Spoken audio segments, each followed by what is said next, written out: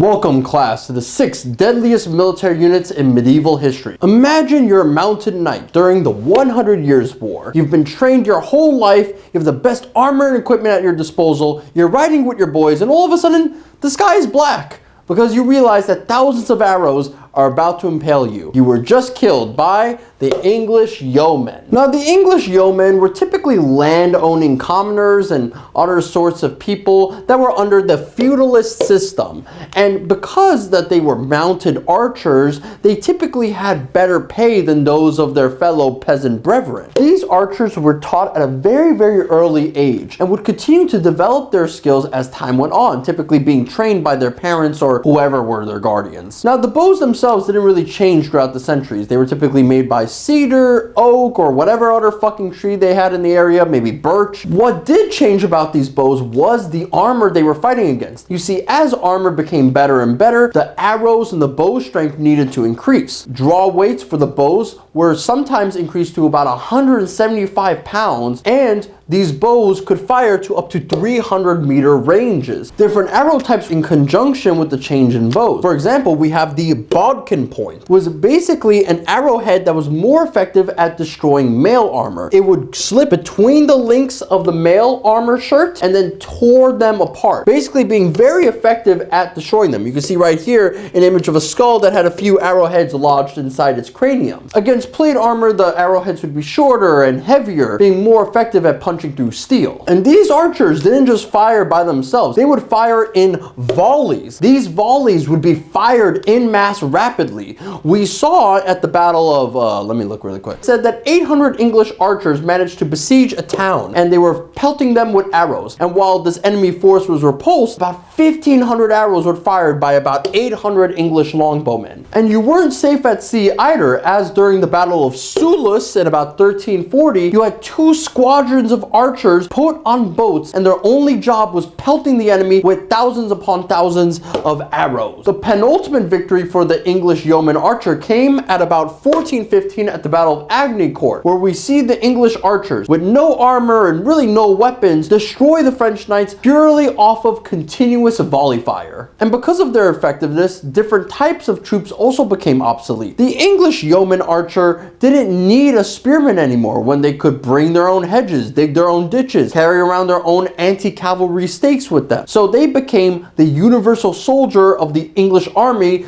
during the 100 Years' War. But this won't be the only time a peasant can defeat a knight. Up next, the war wagon. Peasants, farmers, women, anybody who picked up a pitchfork or shovel could defeat the finest knights in Europe with the Hussite War Wagon. Now, the Hussites were religious revolutionaries in what we know today as Bohemia. And about 1419 or around that time, they would have a leader by the name of John Hus, who would be very against the Catholic Church's usage of indulgences. For that, and his dissenting opinion on the Catholic Church, he was burned alive. That's him right there, being burned alive. Now, these people had no military experience whatsoever, but upon seeing John Hus being burned alive and turned into kebab, they were basically swelled with religious fervor. Their general was a man by the name of John Zizak. He was a one-eyed general who was very, very experienced in fighting the Teutonic Knights up north. And so with his knowledge of European cavalry warfare, he created the most innovative fighting force known to man at the time. Introducing the Wagenburg, or the War Wagon.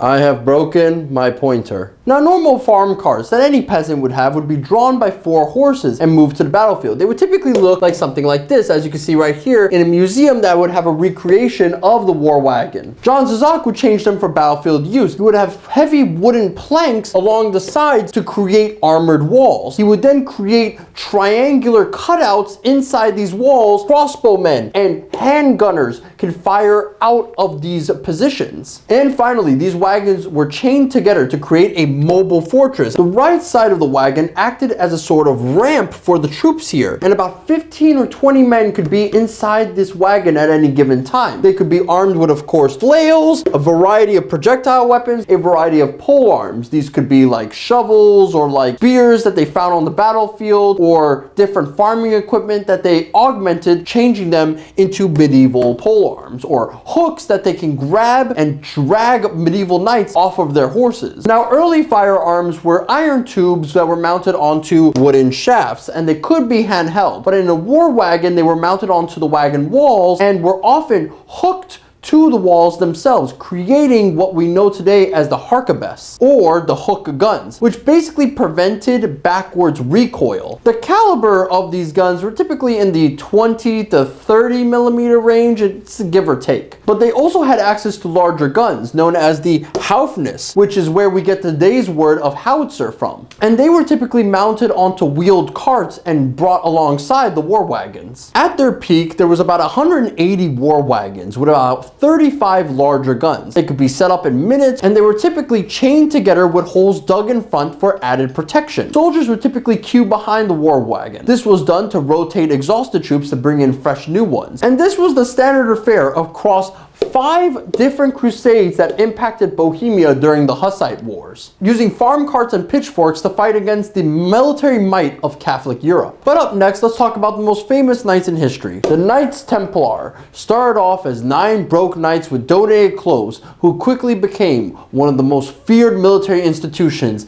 during the Crusades. Founded in 1119 CE by Hughes de Payens, these 9 knights were primarily charged with protecting pilgrims on their way to the Holy Land. However, the notoriety from fending off bandit attacks quickly gave them a lot of fame. Soon, they became answerable to only the Pope himself, by the Pope granting 3 papal bulls to them. Because of this, men across Europe joined the Knights Templar. Some sought out glory, some sought out martyrdom, some sought out just an easy meal. Many of them, particularly with military background, would become knights, while the rest of them that would join would become sergeants that would not become knights themselves, but would create a support network that would allow these knights to function in the Middle East. Now, the Knights Templar were essentially walking tanks. They were armed with chainmail hauberk, chainmail leggings. They were equipped with a white surcoat that protected against the Middle Eastern sun. And arming them, they had, of course, maces, broadswords, and a 13-foot lance that they used on horseback. Protecting them, they also made use of a kite shield. Their sergeants, however, could be armed with a variety of Turkish weapons like maces, swords, arrows. The most important equipment at their disposal was their war horse, the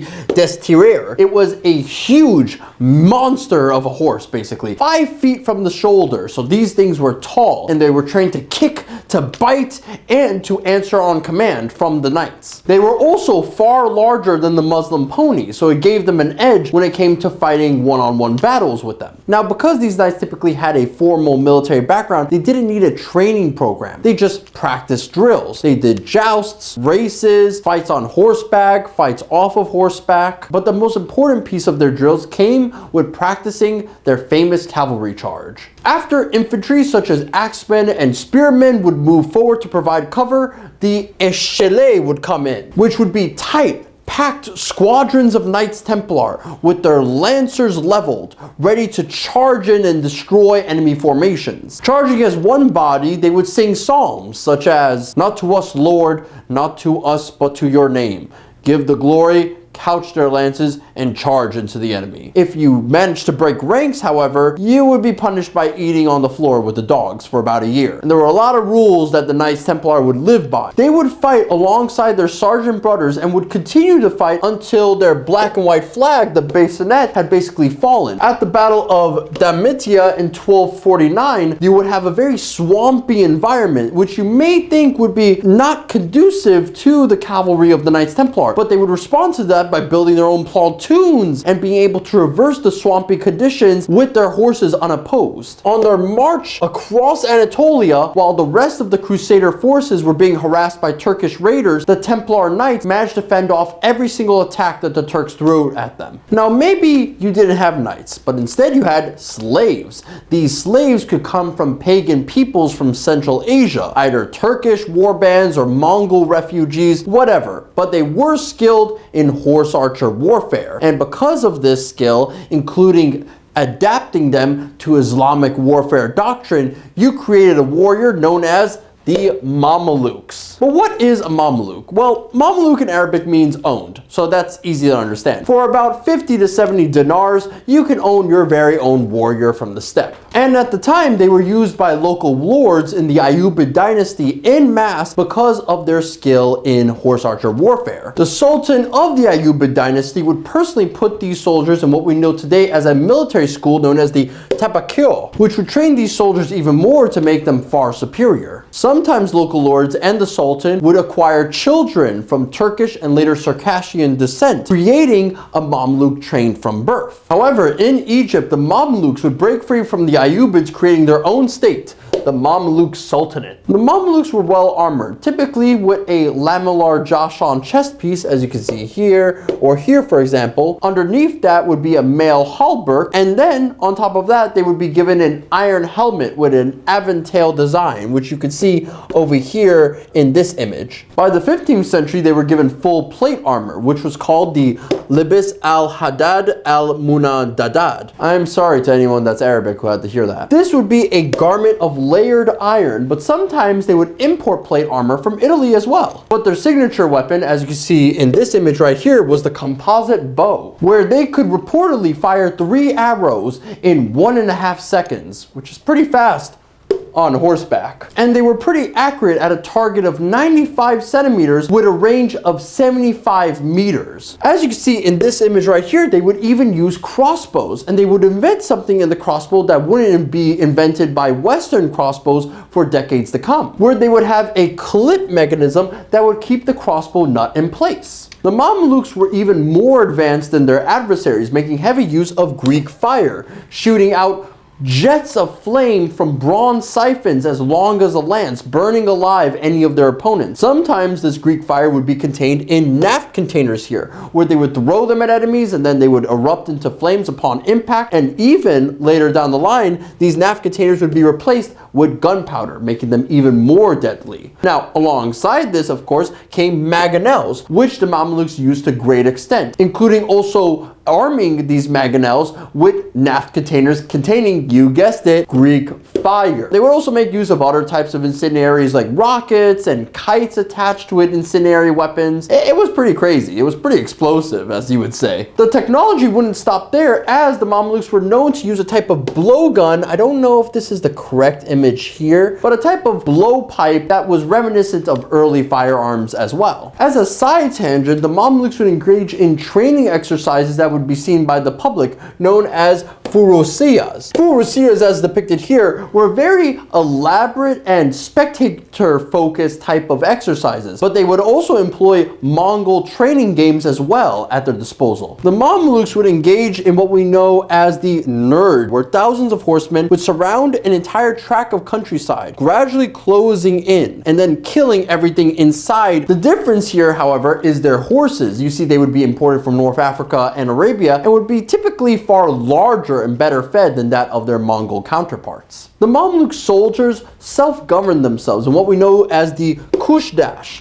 where they were bound together in brotherhood, where they bled, trained, and fought alongside each other, which allowed them to better manage their own troops amongst each other. But at siege warfare, almost nobody can come close, as they happen to have about 50 to 70 mangonels that they could use at their disposal. In fact, the largest of these mangonels at Crac des Chevalets was drawn by 100 oxen, with a range of 300 yards and missile projectiles as heavy as 225 kilograms. Their deadliest moment came in 1260 at the Battle of Angelou, where the Mamluks and Mongols would finally face out. Their infantry managed to chase the Mongol cavalry into the hills and subsequently annihilated them. This one battle changed the course of human history, where slaves were able to destroy the forces of the largest empire in history. Well, why don't we take a look at their adversaries, the largest empire in human history,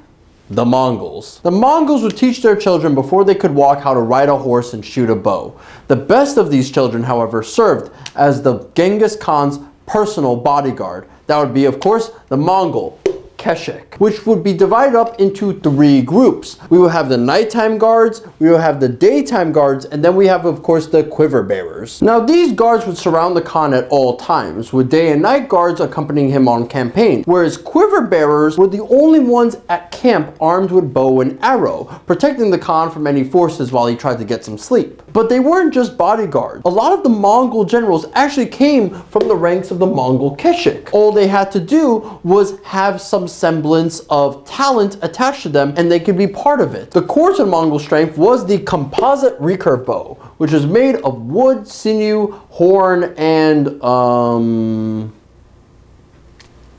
wood. The Mongol bow had a range of 300 meters, which compared to the English longbow, which was about 220 to maybe a max 300 meters, and the English crossbow at about 75 meters meant that they shot further than many of their adversaries. And their arrows rotated like bullets due to their asymmetric fletching. You see the arrow itself, sometimes they would have a feather here, but they wouldn't be symmetrical, causing the overall arrow to spin, allowing it to penetrate deeper than any other arrow compared to it. But they also had different arrow types for different effects. Some were more armor piercing, some were better for no armor whatsoever. Some of them caused a whistling sound that allowed you to signal to your fellow soldiers where you are, what positions the enemies are, and they were armed to the teeth with these, about 60 arrows for each quiver, and they had multiple quivers on their spare horses. For armor, the Mongols preferred lamellar armor here. This was because it was better suited for missile protection. But if they didn't have lamellar armor, they would use fur coats to keep themselves warm.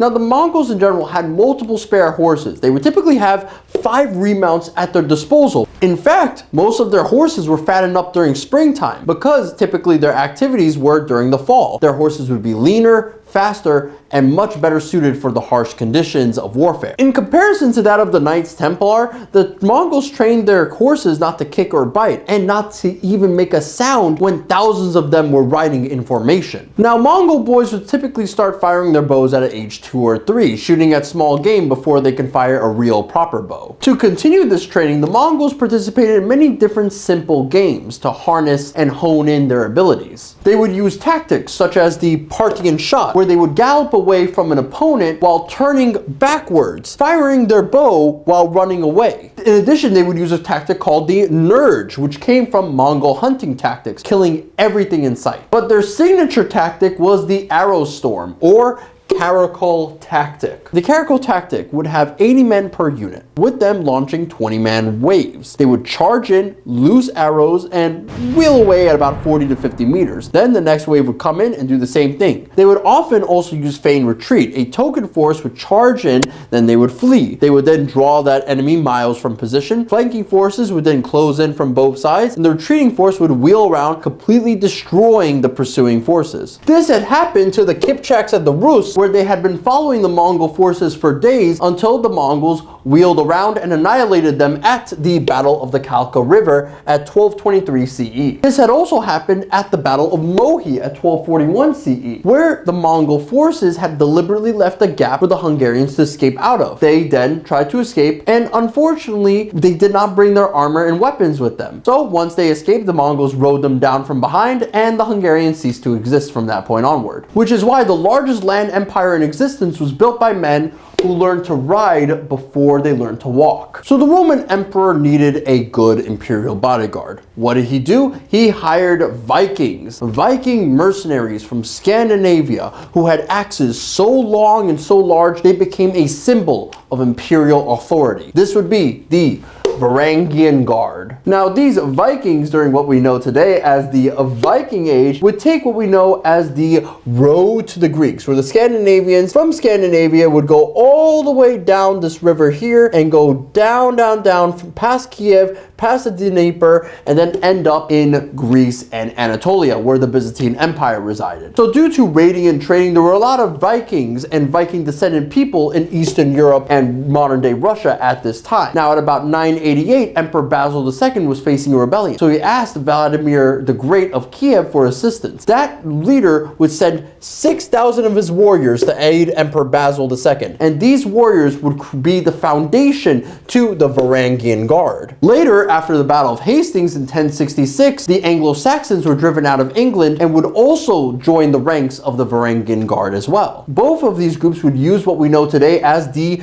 Dane axe. The Dane axe was up to 55 inches long, and it was a crescent-shaped blade with 6.7 inches across. It was also two-handed, so when a Varangian swung this, shield split, armor split, and men split in half. They also utilized Byzantine weapons like the Romphia. Now, the Romphia was basically a pole arm with a straight or curved blade at the end of it. And most importantly, it was two-handed. They also have what we know today as the Spatovakilia, which was a bladed weapon similar to that of the Romphia with a spation at the end of it, or spation blade, and attached at the end was a wooden shaft. They also used spears for thrusting and throwing, especially wing spears that they used against horses. Now, protecting the Vikings, they would wear a full ringmail halberd spreading down to their thighs, as you can see right here. Protecting their heads, they used a Spagenhelm helmet, which had a scale curtain that could protect their shoulders and neck, as well as something known as the Varangian bra, which was a leather harness holding the mail snugly so it couldn't move in combat. Further protecting the Varangian Guard, they used kite shields, which was adopted by cavalry and infantry alike. The only problem is that because they had so many two-handed weapons that they loved, especially the Dane axe, they had to often put their shields on their backs or throw them aside so that they can use their weapons. Now, in order to join the Varangian Guard, you had to pay to get in gold. However, you often were paid back enormously, as they were the highest paid troops within the Byzantine Empire at the time,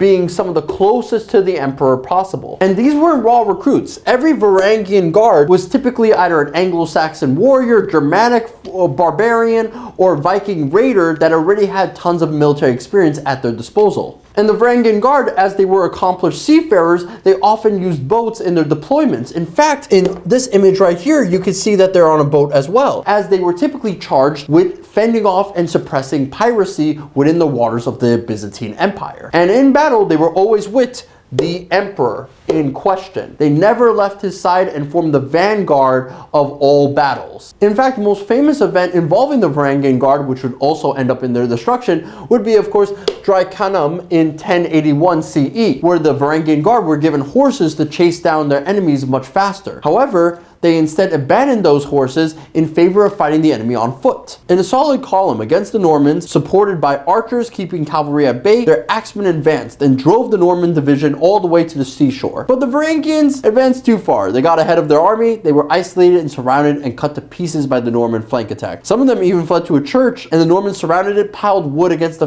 walls to set it on fire. And the Anglo-Saxons instead just sallied out one by one to fight to the death. They would lose this battle, but nobody denied their courage in this fight. For 300 years, the site of the Varangian axes, as seen as depicted in this illustration here, were the sign of the emperor's presence, and they're still seen to this day actually. One of the Varangian Guard scratched into the walls of Hagia Sophia. Halfdan was here. And whenever you make a trip to Constantinople, you can always see this relic of the past. And that's all 6 units. But which do you think is the deadliest? I'll be ranking them on my Patreon, which you can see in the link down below, alongside all the other units that I did in the previous video. But without further ado, class is dismissed. Let me know what you guys think of the lesson and any other future ideas moving forward. Bye.